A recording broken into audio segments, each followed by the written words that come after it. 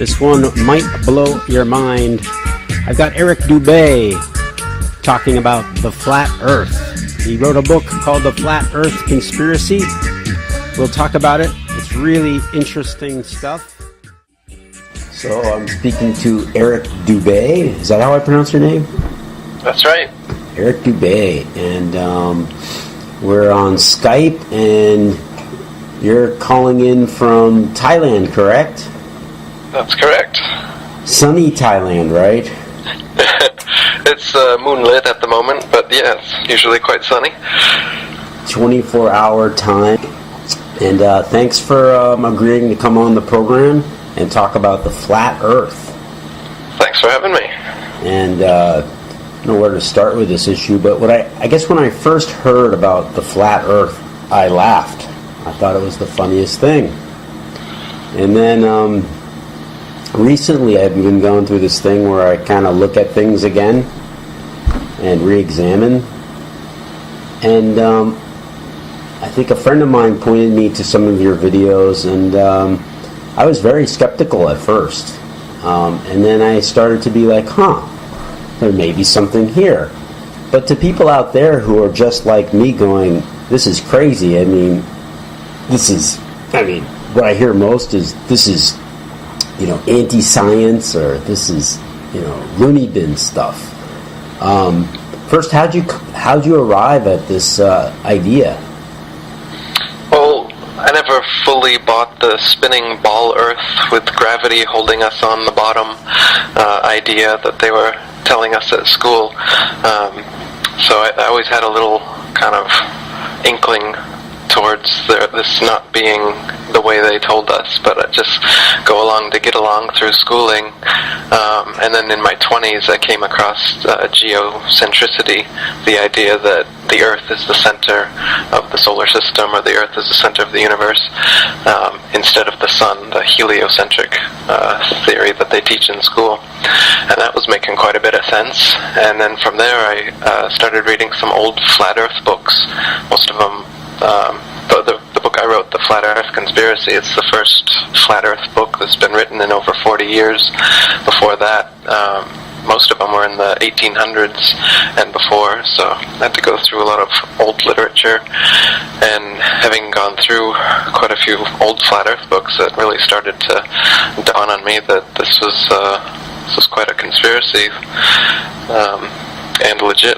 So yeah, it took me years of going back and forth whether is this for real? Could this possibly be? At first you think that you've got so much proof and evidence that of course we're living on a spinning ball, and NASA's been to outer space, and there's all these other ball planets and everything. The whole thing seems so solid at first, but when you start looking into the evidence for the flat Earth and the refutations for the supposed proofs of a ball Earth, like the Eratosthenes experiment and the Foucault's pendulum and the Coriolis effect and all these other things that they cite, or the ships disappearing below the horizon, or circumnavigation, they've got plenty of different proofs, but when you look into it more and more, and if you got the ball Earth in your right hand and the flat Earth in your left hand, the more you look into the evidence for and against, the more your flat Earth hand just starts being weighed down, and the ball Earth hand starts being lifted up, and you see that there really is no evidence whatsoever that we're living on a spinning ball. And so this is not at all anti-science, the flat, motionless Earth. It's very pro-science, but what we've been taught is a pseudo-science. And so that's why people who've been indoctrinated into the pseudo-spinning ball Earth science look at this new flat Earth perspective as being totally anti-science, as you said. But the more you look into it, you'll see that this is very scientific. Experiments have been done and repeated. Calculations have been made. And you can make them yourself to prove that the Earth doesn't have the curvature that they say it does. Okay, well, prove it to me. Say I'm a skeptic. And prove it to the people who may be listening to this broadcast that we live on a flat Earth. Sure. So one of the main ways to prove that you're living on a flat Earth is to calculate the curvature. So if we are living on a ball, they say it's 25,000 miles in circumference, and using spherical trigonometry, it goes out to there being 8 inches per mile, varying inversely with the square of the mile, which means that after the first mile, there's an 8-inch drop. After the second mile, 2 squared, 4 times 8 is 32, so it's 32 inches. After the next mile, 3 miles, 3 times 3, 9 times 8, 72 inches. So this is the kind of dip that you get on a sphere. 25,000 miles in circumference. You can use the Pythagorean theorem to figure this out. NASA agrees with this number anyway, so it's not a debated number that it goes down this way. What is debated is whether it actually does so. So there's been experiments done using flags, using laser leveling, using sextants and theodolites and different instruments to check over a series of miles whether this curvature is actually happening or not. And time again, when you take these measurements, there's no curvature whatsoever, not even a little bit of curve. So even if they got the circumference of the ball Earth off by, say, 4 times, if it was 100,000 miles around instead of 25,000, you'd still have some measurable, calculable curvature, which just isn't there when you take these measurements. And anyone can do them. You just need a flat area long enough. They've done measurements over 6 miles, 10 miles, 20 miles, and then with things like lighthouses, you can see the light from lighthouses at sea, depending on where you are and how high the light is, for over 100 miles, much further than you could on a ball Earth, even with refraction. It would be impossible to see them. Canals, railroads, tunnels are all built with no account made for the curvature, supposed curvature of the Earth as well. The horizon is always flat. No matter how high you go up, the horizon remains flat and rises to the eye of the observer. So you can see amateur balloon footage on the internet up over 20 miles high. The horizon remains flat, and it rises to the eye of the camera the whole way up.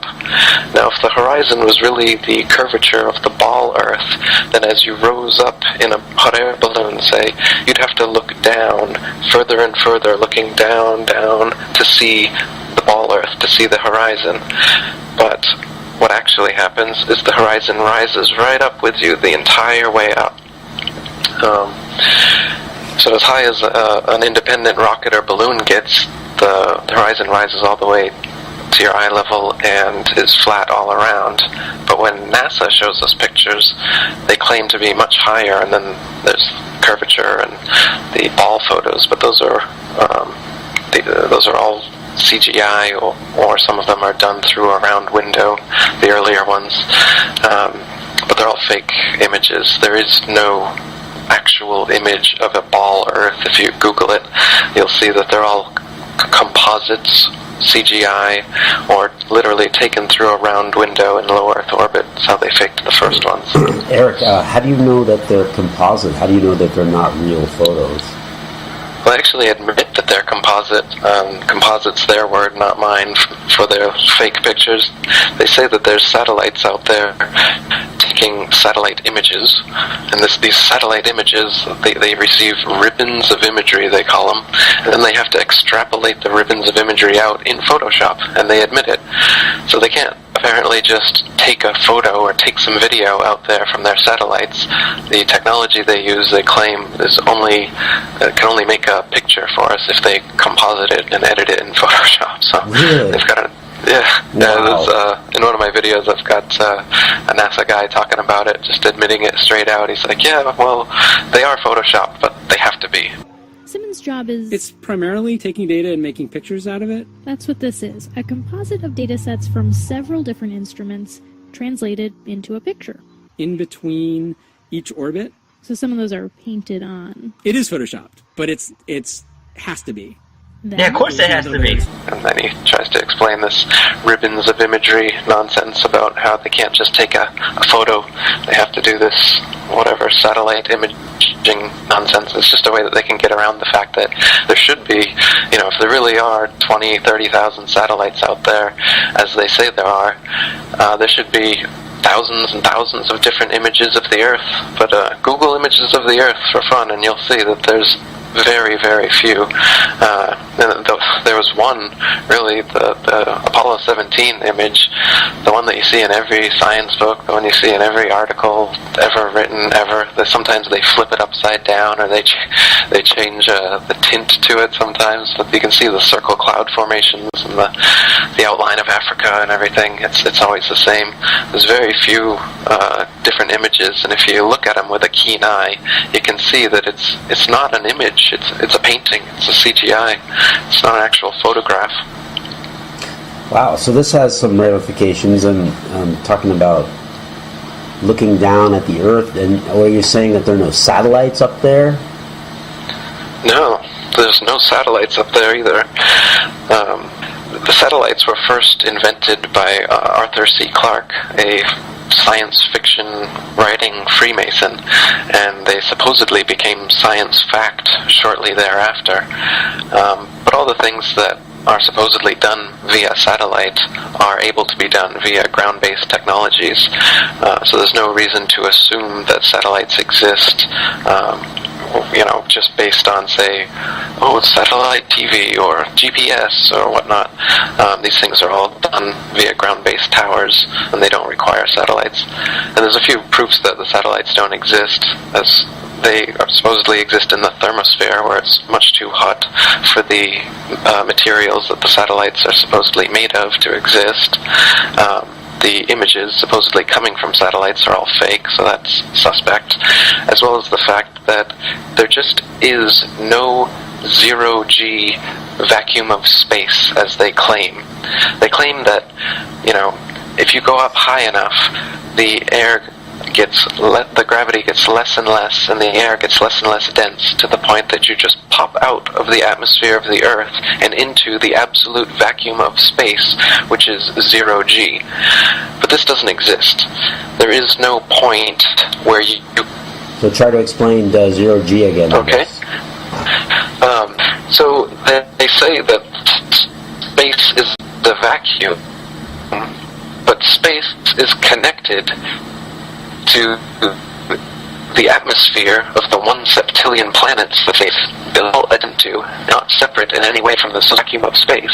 How can there be a vacuum of space, as a vacuum cannot be connected to a non-vacuum and maintain itself as a vacuum? It has to be a self-contained unit. So there can't be a vacuum of space at all, and they can't move through a vacuum of space. If there really was, using thrusters on a rocket wouldn't thrust you to the moon. It would just spin your space vehicle uncontrollably like a gyroscope in 360-degree motion. You'd never go anywhere. The zero-G illusion, also, that you see astronauts, they look like they're floating or flying in space. It's achieved through 3 different ways. One way is through zero-G planes. They're just Boeing 737s specially outfitted to do these parabolic maneuvers, where they do a parabolic, and then you have a zero-G-like free-fall state, where it seems like you're floating for about a minute at a time. You can keep this going. The second way, when they're like at the fake International Space Station fixing things outside of it, this is done in a pool, in a dark pool. They're actually underwater, and you can see bubbles rising out of the pool, proving that they're in a pool in many of their spacewalks. So the outside space shots are done in the pool. The inside, most of the inside shots are done in zero-G planes, and then some of the longer inside shots are done with a green screen and harnesses, so they just kind of float on a harness in front of a green screen. And with these 3 methods, they're able to produce the zero-G effect that everybody thinks is them floating around in space. But in reality, anything that goes up comes right back down. There is no point where you can just go up, up, up, and then, oh, I'm floating now, and I get to float through infinite space now forever. That's the illusion. That doesn't happen. You will always come back to the Earth. You'll always fall right back down. No matter how high you go up? as high as any non-NASA source has gone, with a rocket or with a balloon. Yeah, it always comes right back down after about 20-mile mark or so. Wow. Well, let's get back to the Earth, shall we? And then we can go back to the space stuff, because it's almost a separate little conspiracy. Sure. So, if the Earth is flat, can we fall off of it? Are those legends true? Well, it's still a mystery to me anyway, whether there's an edge, a barrier, like a dome at some point, or if it's an infinite plane. So the flat Earth model is, well, the ball Earth model has Antarctica on the bottom of the ball. So no matter where you are on the Earth, if you head south, eventually you'll end up at Antarctica. Now that's true on both models, because in the flat Earth model, Antarctica is surrounding us 360 degrees, enclosing all the oceans, holding them in. And it's a wall. The Antarctica is literally a wall, and then an ice plateau beyond it, which encloses the oceans.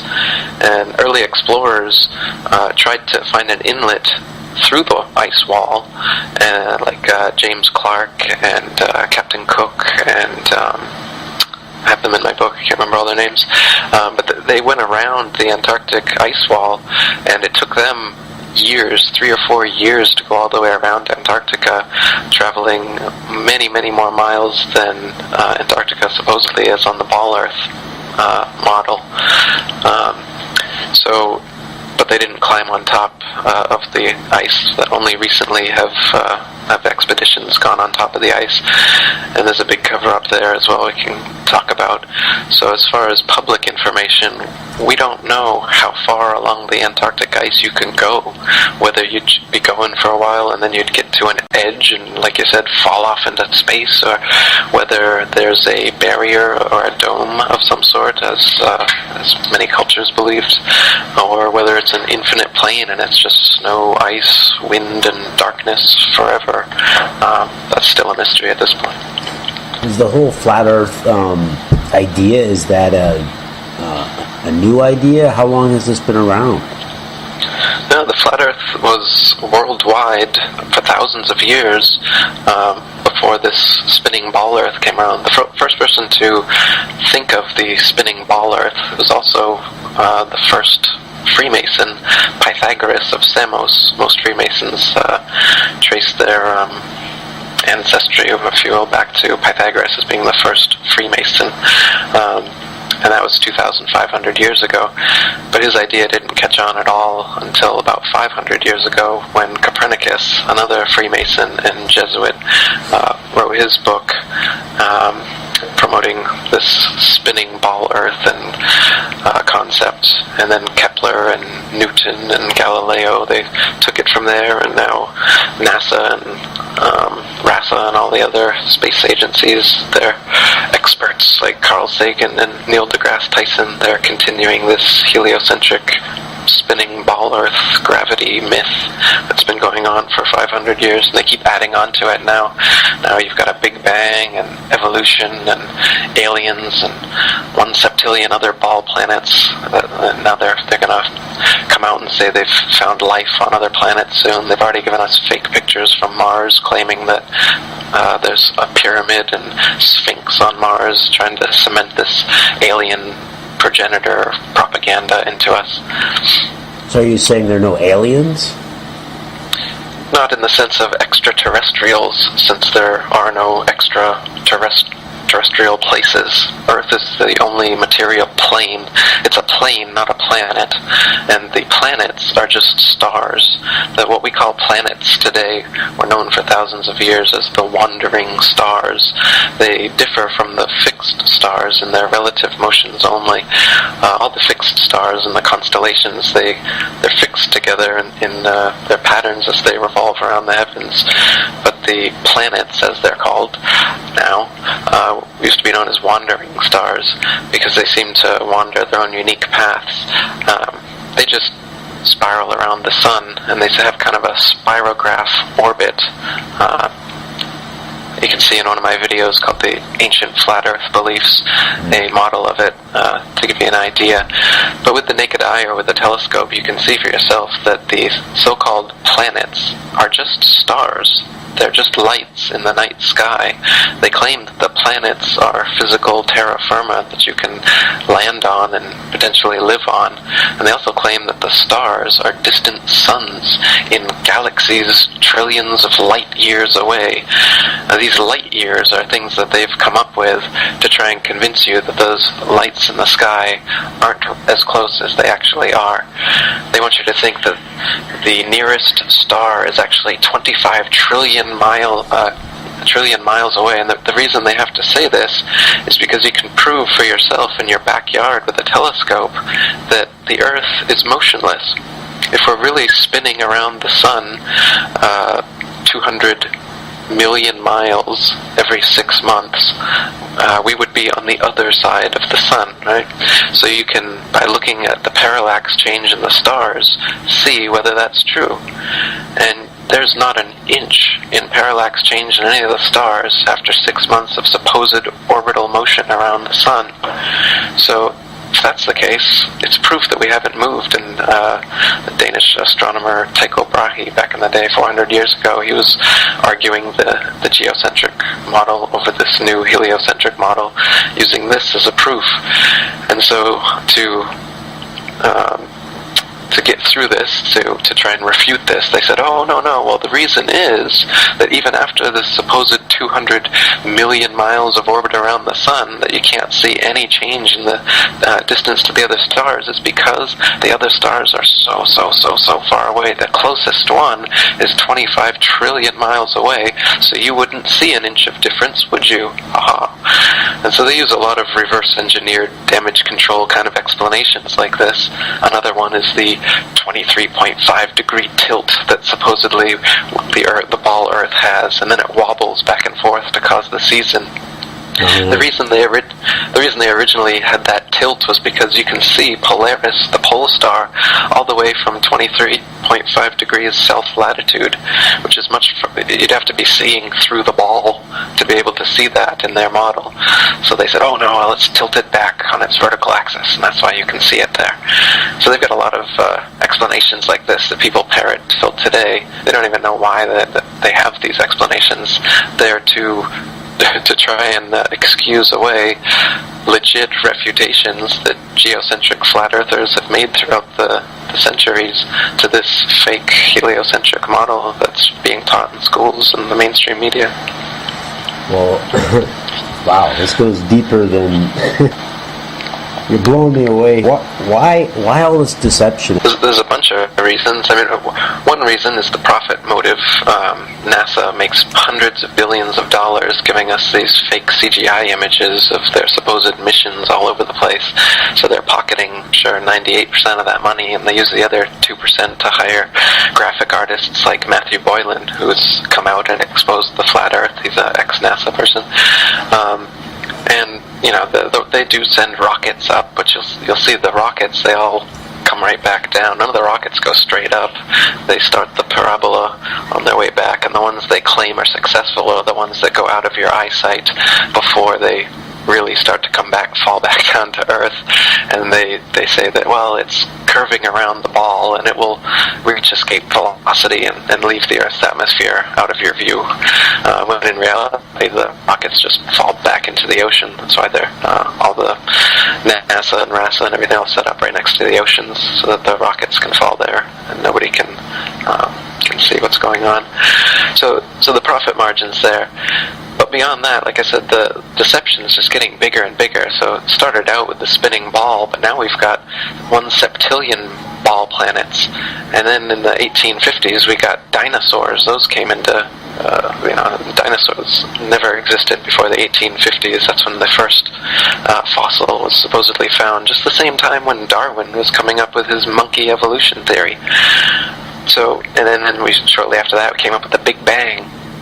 So what we've got now is a godless Big Bang, a nothing for no reason in no time exploded and created everything. and then a bit of the everything turned into self-replicating bits, and life spontaneously created, and order and intelligence and consciousness all came into existence. So we've got this cosmology that comes from nothing. It's atheistic, it's nihilistic.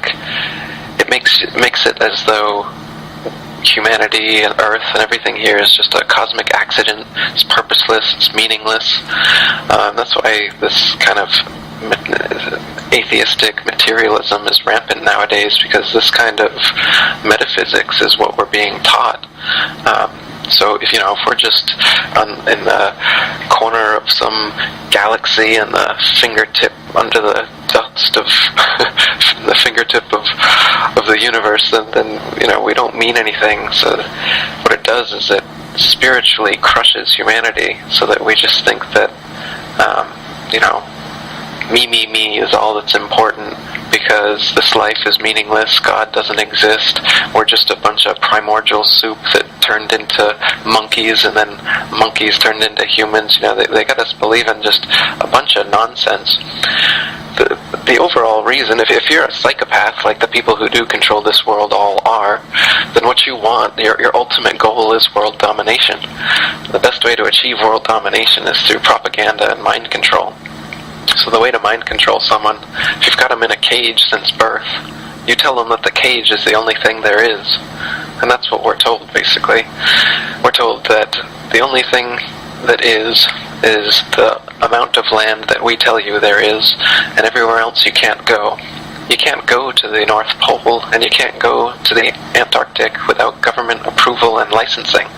They have little tours where you can go and take little photo ops, but you can't go yourself and explore what's actually at the North Pole and what's actually out along the Antarctic ice. How far does it go?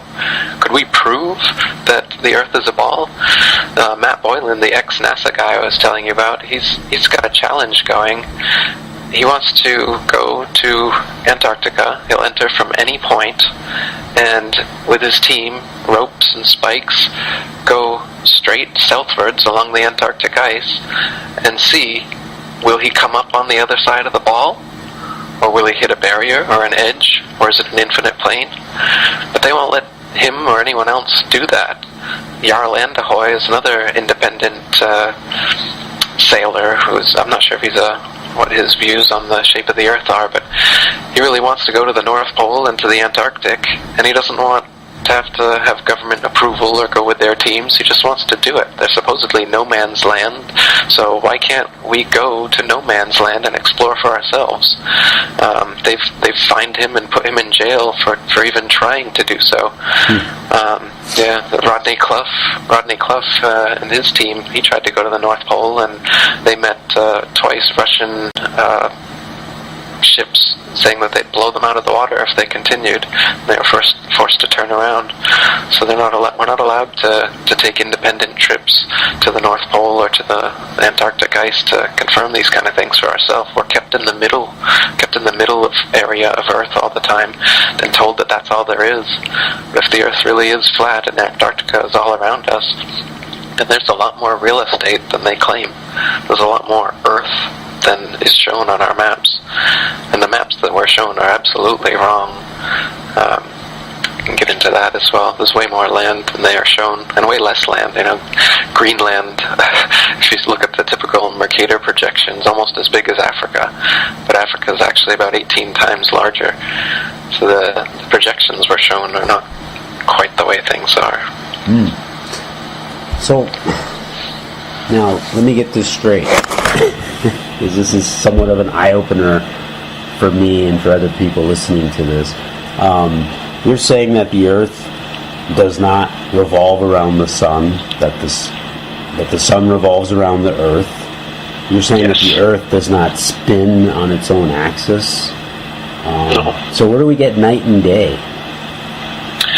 So the Sun and the Moon revolve over and around the flat Earth.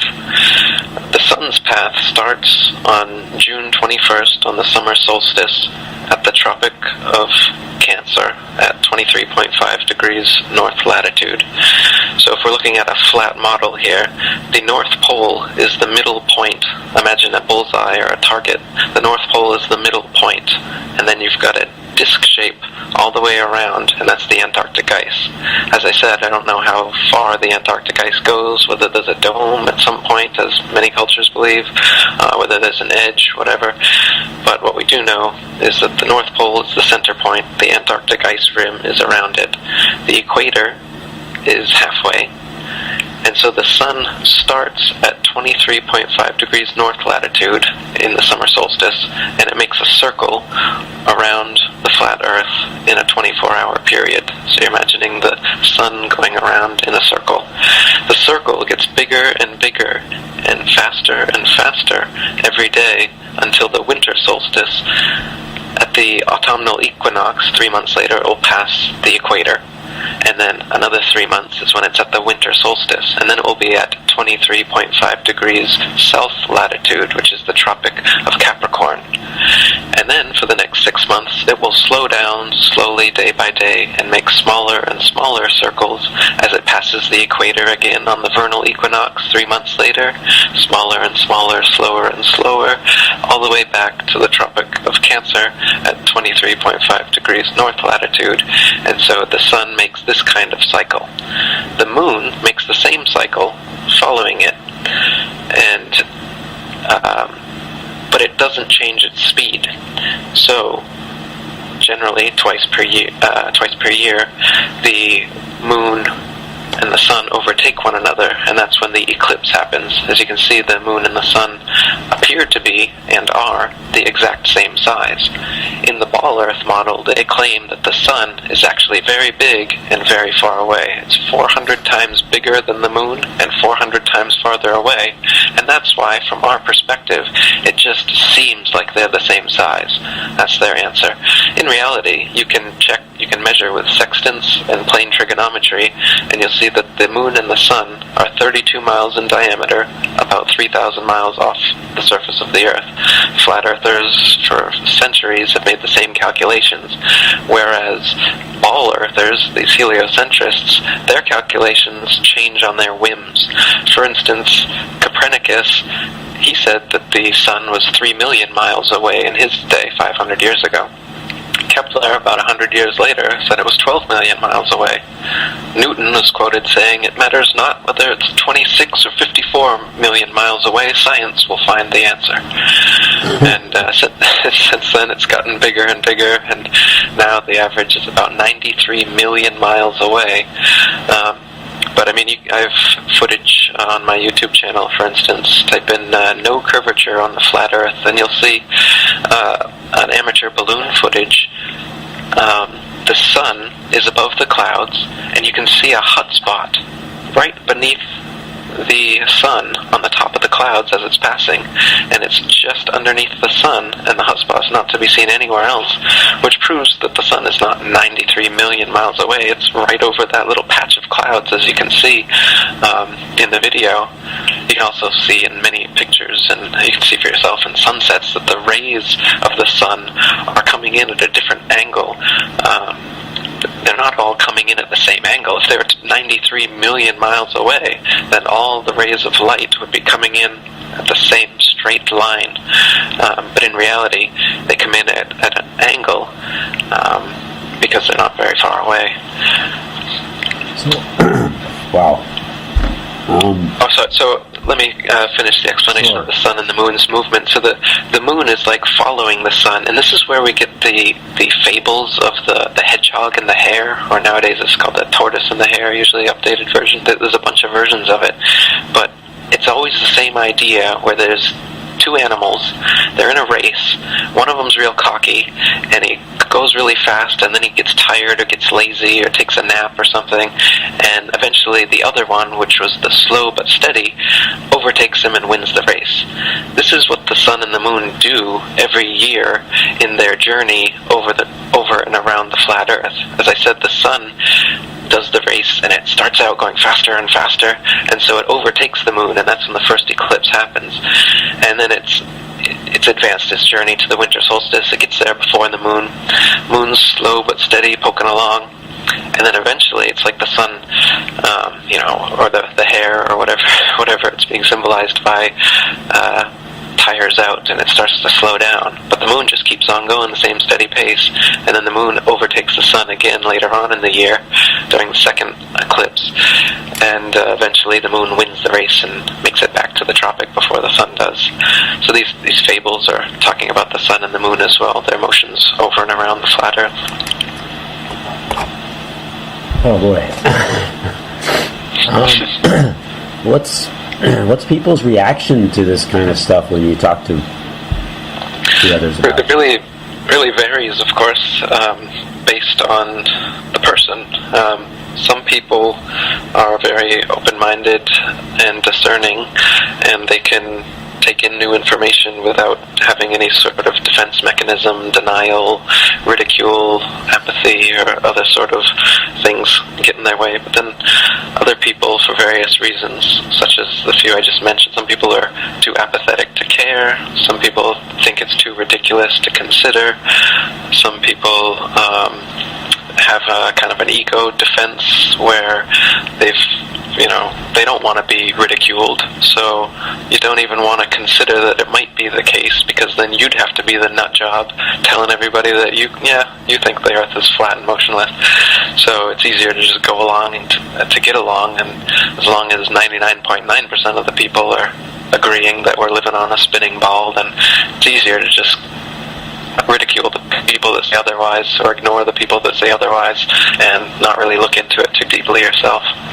That's sort of how things work in the society. That people don't look into anything. They just take the school system at face value, that everything they tell them is true, and they take everything that the government tells them is true, especially NASA. NASA has some sort of hold, and scientists as well, some kind of hold on people where they think that, well, the guy's wearing a lab coat and whatever he says is correct. Even though there's lots of history in science of scientists bashing new theories that come along, and faking evidence and all kinds of stuff, but that conveniently gets left out of the conversation. It's like we have no memory of anything. Yeah, the winners write the history, so right. It's difficult to see what's been erased. Now, are you saying that, and I don't know if you know this answer, are we the only so-called intelligent life, and that's a funny thing to say right now, but out there, I mean, are there other universes? Are there other galaxies?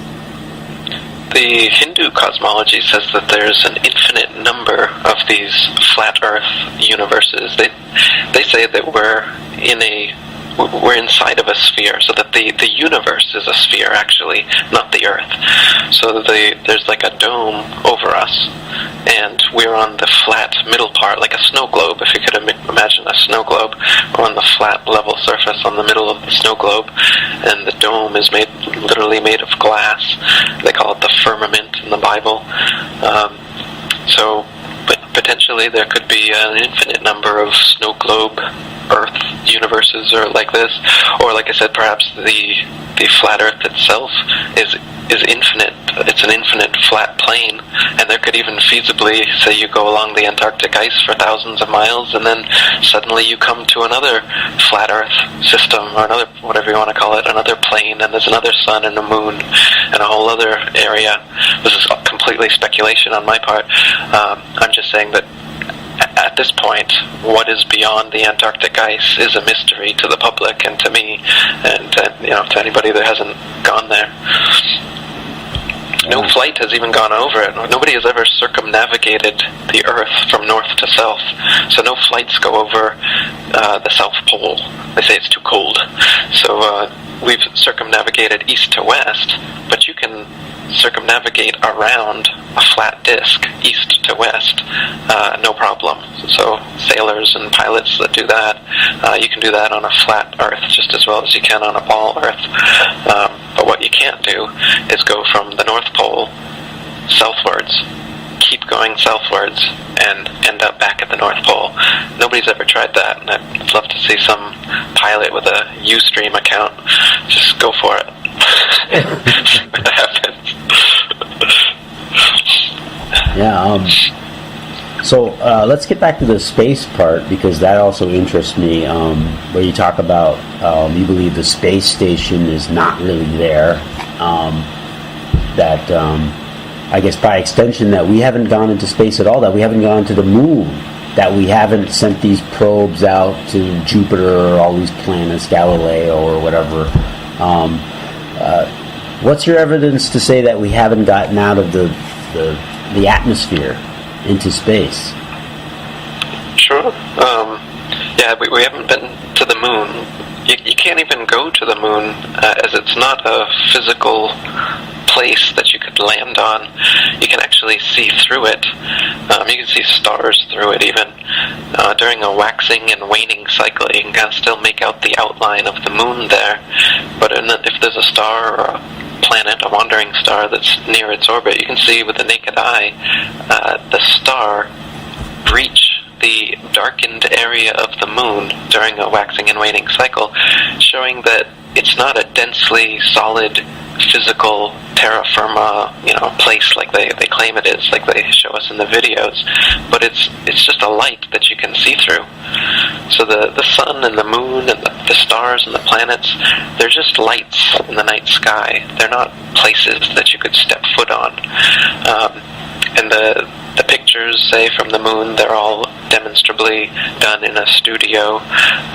There's a lot of you can go on my site and type in Apollo moon landing hoax. You'll see a bunch of evidence where you can see the astronauts on wires. If you speed up the footage 2 times, you can see that they're actually in Earth gravity. They've just changed the footage, changed the speed, so it seems like they're in, moon gravity or whatever. Oh yeah, I could go on and on. The flag waving, no stars in the background. Individual photographic evidence, individual photos. You can see spotlights reflecting in their visors. Anybody that hasn't figured out the Apollo moon landing hoax, check out A Funny Thing Happened on the Way to the Moon. Is one great documentary, as well as Astronauts Gone Wild. It's another good one. And check out Jack White's research. He's gone through all the photographic evidence and shown how it's clearly done on Earth. Yep, can you hear me? Now I can, but that whole okay. part about these other countries are having their own space programs, but they're faking it worse than the U.S. Yes, some of the new Chinese moon footage, as well as the Chinese ISS, are just terrible. I recommend anyone check it out. Try to verify the authenticity of any of this NASA stuff. Just make it a hobby. Look into the images of the Earth. Look into the International Space Station images. You'll see for yourself that you've been had. So, what is NASA doing with all this money that they're getting? Good question. No, I don't know. I don't know what they're doing with all the money. I mean, we're talking about billions of dollars over how many years? Right, yeah. 50, 60 years now. So what about these, you mentioned that you don't think they're extraterrestrials. What about all these UFO sightings, and what about all these artifacts that supposedly we have? Are those fake? I think I've seen a bunch of images in the government unidentified flying crafts. So the government's got, 30 years ago they showed us the stealth bomber, and we're supposed to think that that's the most modern flying equipment they've got. I'm sure there's plenty of government classified operations up there. So they've definitely got different types of craft that can be I've seen one that's a plane, and then they just got a circular disc around it, so it looks like from the bottom that it's a UFO, but it flies just like a plane. As well as the alien UFO phenomenon is known throughout, the Peruvian Amazon and stuff, the ayahuasqueros and the shamans there, they take ayahuasca, DMT, peyote, and different entheogens, psychedelics, and then they paint and tell stories of seeing flying crafts, spirit entities, glad behave like the Yuva, reptilian Nordics, and jinns, and whatever you call them, the greys, all these things that are in ufology were in medieval demonology and are still in current tribal spiritual hierarchies. They talk about these things as well. So these entities very well may be non-physical, and that there's definitely demons. There's definitely non-physical consciousness that exists. And call those what you want: sprites, fairies, elves. They've got different names for them throughout history. They've called these things different things. We're talking to Eric Dubay about the flat Earth. And no, it's not a joke. And there's actually is a Flat Earth Society. I looked it up. Are you a member of the Flat Earth Society, Eric? Oh, that is a joke. That's a joke? I actually just restarted. Well, there's a Flat Earth Society that's been in existence since 1970, and that really is a joke. It's a controlled opposition organization that was created by a Freemason to make it seem, they mix truth with lies and satire, so that anybody that approaches the flat earth subject is met with some false flat earth arguments and a bunch of jokes, basically. So they're kind of left with the idea that the whole thing is a joke. However, there was another Flat Earth Society called the International Flat Earth Research Society that was started in 1956 by Samuel Shenton, and this was a legitimate Flat Earth Research Society. And I just restarted it a couple weeks ago with Forum Online. That's the new International Flat Earth Research Society, which stands in opposition to the Flat Earth Society known, which, as I said, they mix in a bunch of false Flat Earth arguments so that anybody who is interested in checking out this idea of a Flat Earth will instantly come upon the Flat Earth Society's material, and they'll read some of the things and instantly be turned off. For instance, they claim that gravity exists, but the flat Earth disk is constantly rising upwards, accelerating at 9.8 meters per second, and they claim that is the reason for the effect of gravity. So you're not falling to the Earth, the Earth rises up and hits you, this kind of idea. Of course, this is ridiculous. You can prove that that's not the case, because if the Earth was constantly rising, as they say in the Flat Earth Society, helicopters, airplanes, balloons, whatever, would be, the Earth would crash into them constantly. But this is a clearly false argument to make flat Earth research look silly, because if the Earth was constantly rising up like that, then it would crash into planes and helicopters and everything. So it's easily proven incorrect, and they purposely use these easily proven incorrect arguments so that genuine people looking into the flat Earth will be deterred from looking any further, because it seems like such nonsense when you read these nonsense arguments, like the Earth constantly rising to account for gravity. So you were saying to me that there is no gravity.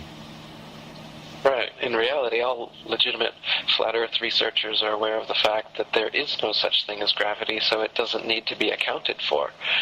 The idea of gravity, Sir Isaac Newton, a knighted Freemason, came up with this idea. The fact that objects which are denser than the medium surrounding them sink, and objects which are less dense than the medium surrounding them rise. This is a natural property of physics that's long been known for hundreds of years before Isaac Newton. It wasn't called gravity, it's just density, it's just weight, it's just how things are.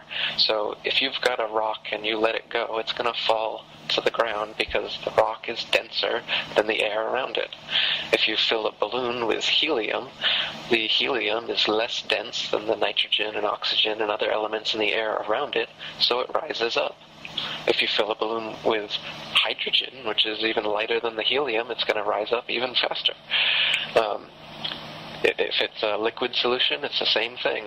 So it doesn't matter whether it's gaseous, liquid, or otherwise.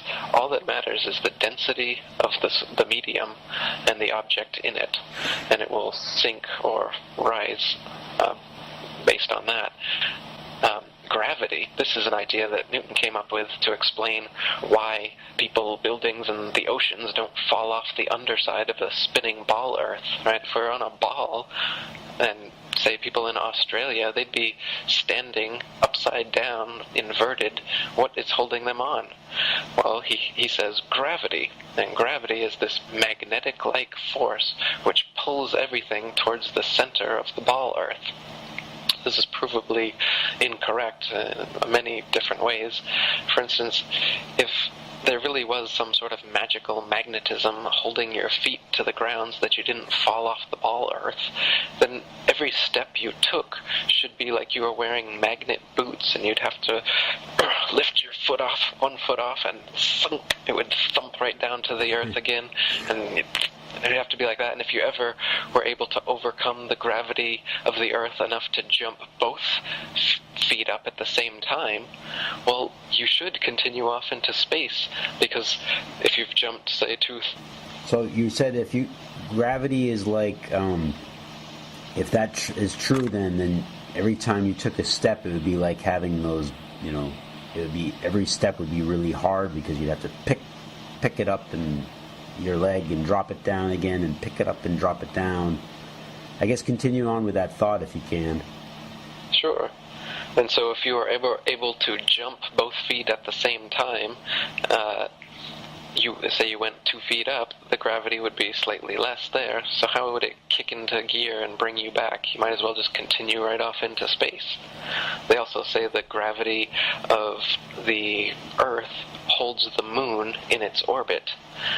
This doesn't make any sense, because they say that gravity keeps us stuck to the Earth, but it keeps the moon and other things in the solar system supposedly orbiting other things. So gravity has two properties.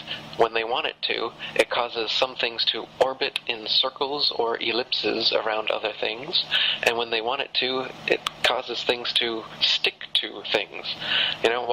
Why doesn't the moon just become sucked into the Earth? Why does it maintain an orbit? If gravity is what keeps it into the orbit, why doesn't it get sucked into the Earth like we do? Or if we jump up, why don't we start orbiting around the Earth like the moon supposedly does? Why don't we do that? It doesn't make any sense that one would do one and the other would do the other. Nor does it make any sense that, say, the moon's gravity causes the tides on Earth, as they tell us. If the Earth's gravity is 8 times, or however many times they say it is, more so than the moon, then how could the moon's gravity, the lesser gravity, overcome the Earth's stronger gravity at the surface level on Earth and pull the tides towards it? That doesn't make any sense whatsoever. That the gravity of the lesser gravity of the moon can affect the Earth's tides when the Earth is supposedly causing the moon to stay in orbit. See, what it is that gravity is their catch-all thing for everything. The reason that they know the distance to the stars is gravity.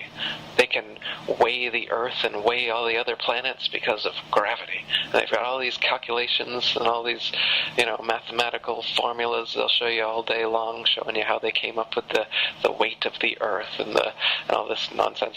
And it's all based on gravity. Big Bang is based on gravity. The way that the primordial soup started spinning around and creating supernovas and planets and whatever, all that crap, they say that's because of gravity. Everything's because of gravity. Gravity is why planets formed and life came onto the planets. It's their catch-all reason for everything they can't explain. It's gravity. So you mentioned under the Earth as well. Now, is there a molten core in the center of the Earth? Well, that's what they claim. They show us models in school, in our textbooks, that show a ball Earth, and it says you got the crust at the top, and then you've got outer mantle and an inner mantle and an outer core and an inner core, and they've got these nice little diagrams that everybody has to memorize and whatnot. But in reality, the Russian Kola Ultra Deep is a project that was drilling as deep into the Earth as they could, and they spent decades drilling down into the Earth, and they only made it 12 kilometers down, 8 miles down. So we don't even know what's beneath the crust. We've never gotten beneath the crust. The mantle and the core, and they say there's a liquid magnetized core that causes the geomagnetization of the ball Earth, all this stuff, that they have no proof whatsoever. They're just creating it and putting it in textbooks. We've never gotten through the crust before. So we don't know what's under the Earth. We don't even know what's at the depths of the Pacific. There's certain areas we haven't gotten to. So they're lying to us that they know what's under or inside the Earth. We have no idea. It's a mystery what's beyond, beneath, and above the Earth. I'm just floored by the massive amounts of deception involved in this. I mean, we're talking about scientists that are highly regarded, Isaac Newton, Galileo, Copernicus. We're talking about a fake space station. You're talking about a school system and textbooks that put out a spear ball centered Earth theory. It's a massive deception. Absolutely, it's the biggest cover-up and conspiracy in history for sure. At least 500 years running, and it's mostly since NASA that so many people have fallen for it. If you read some of the old flat Earth material in the 1800s, there's still a raging debate going about this. The idea of a spinning ball Earth versus a flat motionless Earth. It wasn't a foregone conclusion like it is today.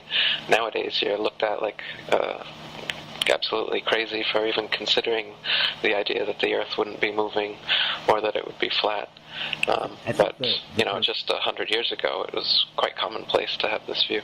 People are under the idea, shall we say, or the delusion that today is the best that we've ever had as far as science and civilization and all this kind of stuff, and that everything else, and that these ancient peoples, were idiots and primitive and didn't know enough about the stars or whatever it is